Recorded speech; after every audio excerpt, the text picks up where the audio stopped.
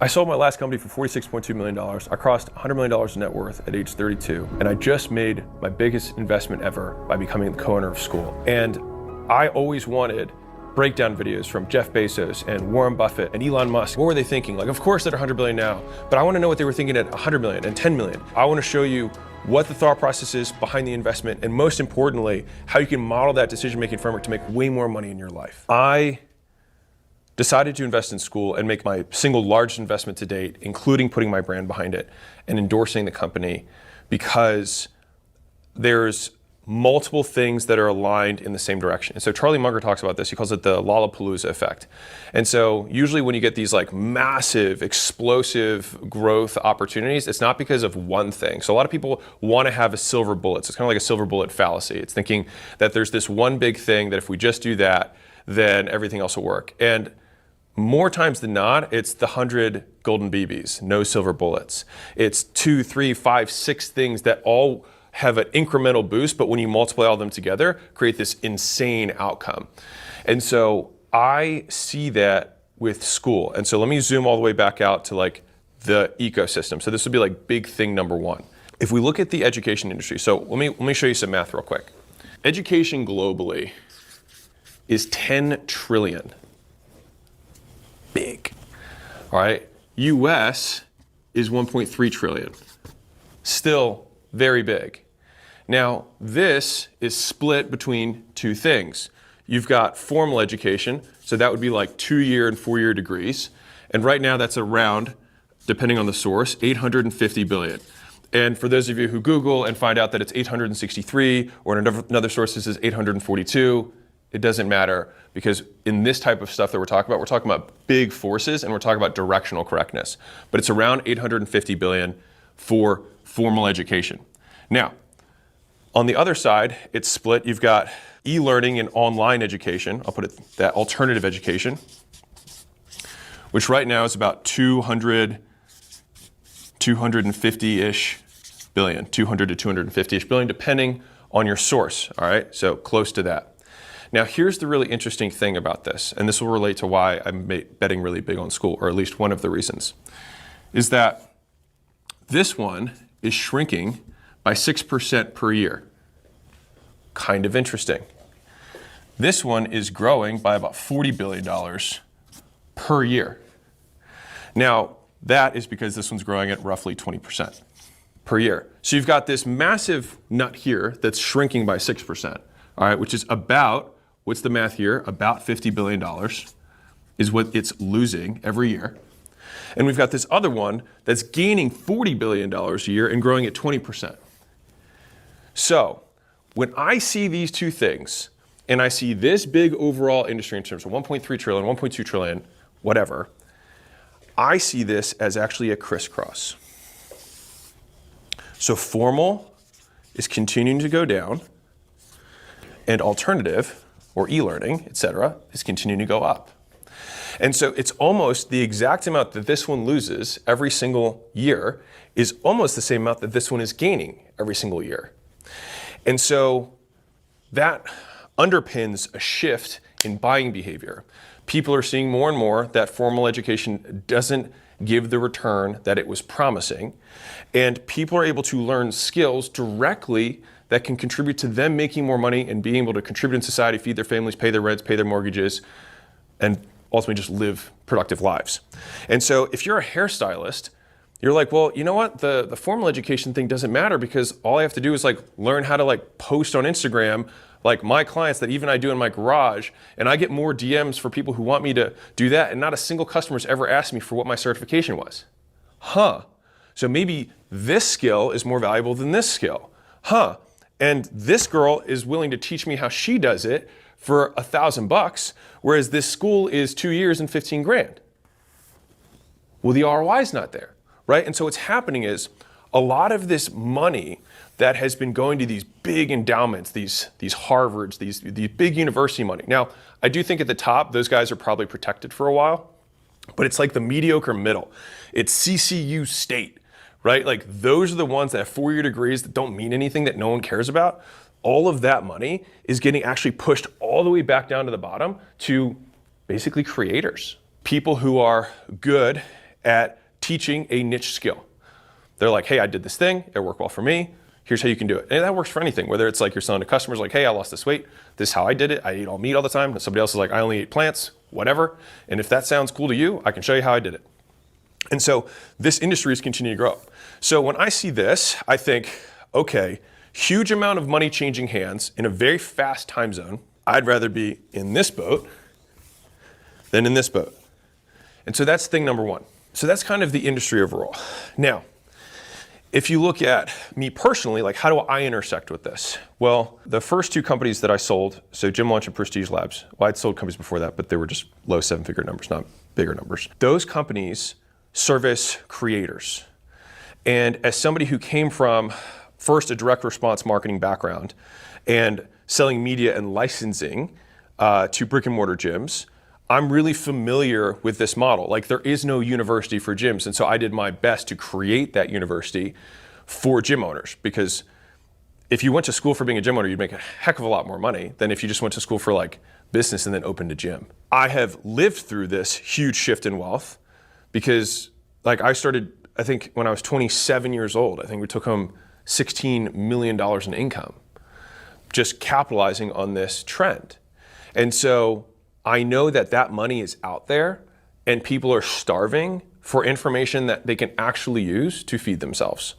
And so I have the big trend data that I can see on the charts and the big fancy finance people, but I also have my personal anecdote of having experienced that huge amount of wealth coming towards me. So that's thing number two. Thing number three is, where do I fit in with this ecosystem?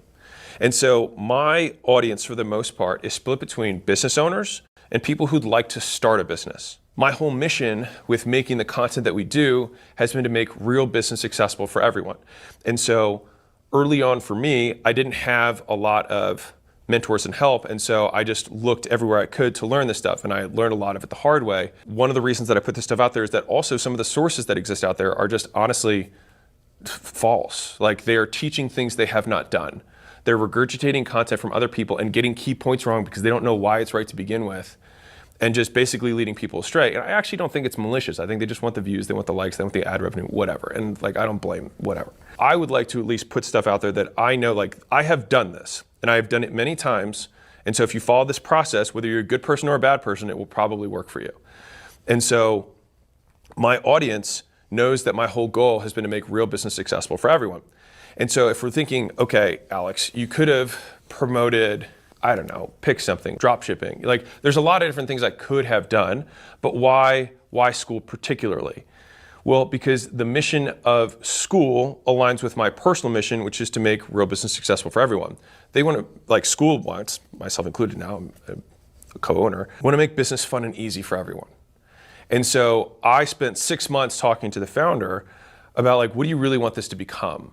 And he has a huge, massive vision, and his vision aligns with my vision of how big I think this space really is. If you think about all the different industries that exist, most of them have been disrupted by technology in some way. You've got like Airbnb, so hotels got attacked by Airbnb, taxis got attacked by Uber. These are the famous examples, right?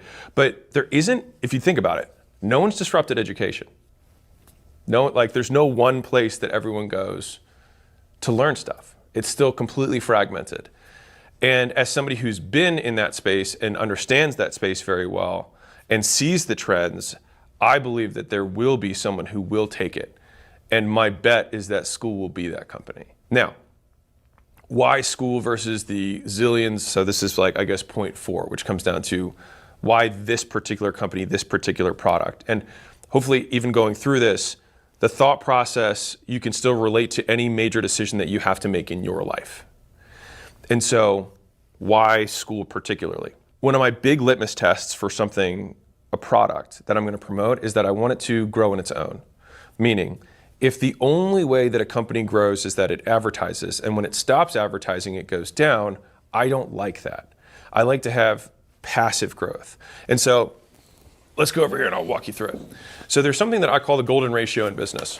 You have the percentage of customers who refer customers and the percentage of customers who exit. So these people exit, these people refer, And if the percentage of people who leave every month, so this is 0.1, so 10%. All right, I'll put it as percentages rather than decimals. There you go. Bear with me. If 10% of my customers refer me a new customer every month, and 10% leave every month, then my business will stay the same. Now, if 20% of my customers refer me a customer every month, and the same 10% exit, my business over whatever this interval of time is will 2x, 2 over 1. And that means that no matter how big I get, the business will consistently double every one of those time intervals. And so I look very carefully at what percentage of customers decide to bring other customers to the business and what percentage are leaving or choosing not to buy again. And this works whether you're selling physical products, it works whether you're selling software, it works whether you're selling services, it works the same way.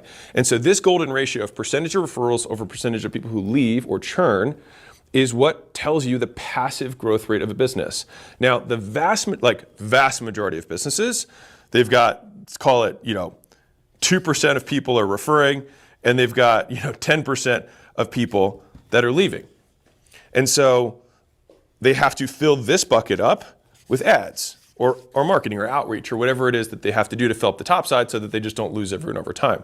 And that's because they don't understand how to build a good product. Now, once you have a company that does this and does have more people who refer than leave every month, that is when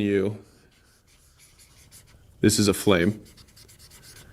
That's when you pour gas on this thing and you say, okay, now I want to tell the world about it so that that number of doubles, it just goes ... and then it doubles off the chart. And then you add even more and then doubles again off the chart because you're just increasing the N as fast as you can so that the doubling happens on a bigger amount of customers.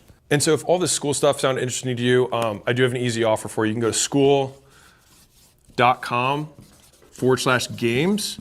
And what we have inside for you is we have 3 calls a week with guys who are actually making tens of hundreds of thousands of dollars a month on Skool using the platform, teaching you exactly what they did step by step. So we've got calls for you of other people. We've got a community of others to help you out. And I think the benefit here is that you get people who are both starting with you at zero, but people who are also at the end of the race cheering you on. And so you kind of have like 3 types of accountability. So you've got peer accountability, you've got kind of like coach accountability because people are rooting for you, but then you also have alumni accountability, people who've already been through it. And then I made a course that I put in there. It's free. It just shows you how to do this, the different ways to play the game, the different kind of like avatars that you can self-select. Maybe I'm somebody who likes making content. Maybe I'm somebody who's better at ads. Maybe I'm somebody who already has an audience. Maybe I'm somebody who likes outbound. Maybe I'm somebody who likes to have a partner. So I break down all the different paths that you can use to really start making money on the internet with what I think is the easiest business model out there. The best part, in my opinion, is that all of this stuff, obviously we have the prizes, the top 10 get to fly out, so hopefully you can do that. But you only need 3 people, and I just did a 1-day full deep dive. It's 8 hours of me just helping the top 10 communities scale, and those recordings are live right now. So if I had a $100,000 mastermind or something, this would be it, except it's yours and it's free. And here's my incentive for you. If you just get 3 people into your group. All right, so I like to put as low as I possibly could. You get 3 people into your group, you can get your friends in there. I don't care if you cheated, it's fine. Get 3 people into your community, and you get all the downloads from that. And all of this stuff, you can start for free for 14 days, just so you can get a feel for it. You can go in there, download everything, and steal it all for all I care. All right, but my hope is that you actually use it so you can make your first dollar. And I will just repeat this one stat because I think it's the most important stat I think of the business right now, is that 30.4% of people who finish their first month of the Skool Games make their first dollar online.